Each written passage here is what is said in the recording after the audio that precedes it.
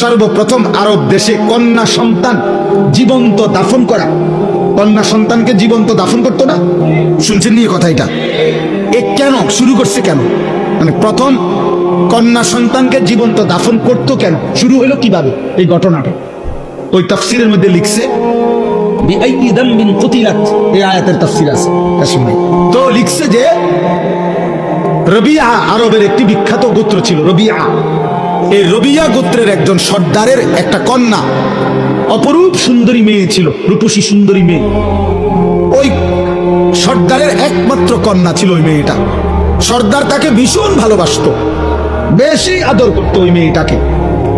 তো পার্শ্ববর্তী এক গোত্রের আরেক গোত্রের একটা ছেলে যুবক এই মেয়েটার সাথে সম্পর্ক করে, হারাম সম্পর্ক করে তাকে ভাগাই নিয়ে গেছে, নিয়ে ওই গোত্রে নিচে গা নিয়ে এখন তাকে সে বিবাহ করছে।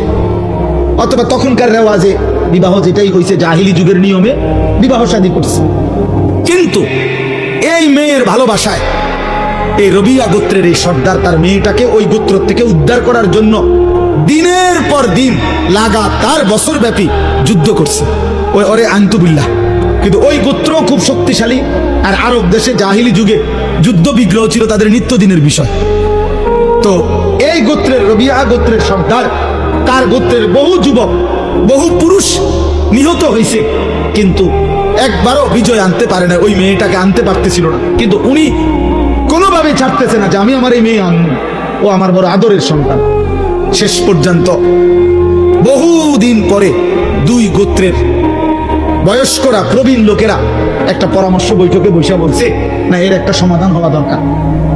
তখন রক্তারক্তি বন্ধ করে এই বয়স্ক প্রবীণ লোকেরা এরকম মেল মিটিং দরবারে মধ্যে বলছে যে ঠিক আছে, মেয়েটাকে ডাইকা আনো, মেয়েটাকে জিজ্ঞেস করো, মেয়েটা যদি যার কাছে থাকতে চায়, বাপের কাছে যদি ফিরতে চায় বাপের কাছে দেওয়া হবে, ছেলেটার কাছে যদি থাকতে চায় ছেলেটার কাছে দেওয়া হবে।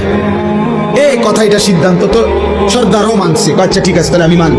ওই মনে করছে আমার কলিজার টুকরা মেয়ে, আমার সারা আদরের মেয়ে, ও তো আমার কাছে আসবে।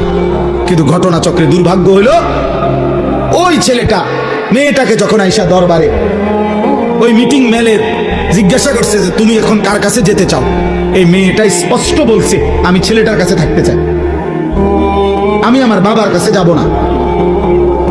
এই বাবা রবিয়া গোত্রের সর্দার লজ্জিত আর অপমানিত হয়ে মাথাটা নুয়াইয়া উনি বাড়িতে চলে আসছে। কারণ আর তো কিছু করার নাই, কারণ উনি তো মানছিল এই কথাটা, উনি তো মানছে এটা। আর মেয়েও তো পরিষ্কার মুখের সামনে বলল আমি আমার বাবার কাছে যাব না, আমি ছেলেটার কাছে থাকি। এই তখন এই লোক এই সর্বপ্রথম আরবে এই রবিয়া গোত্রের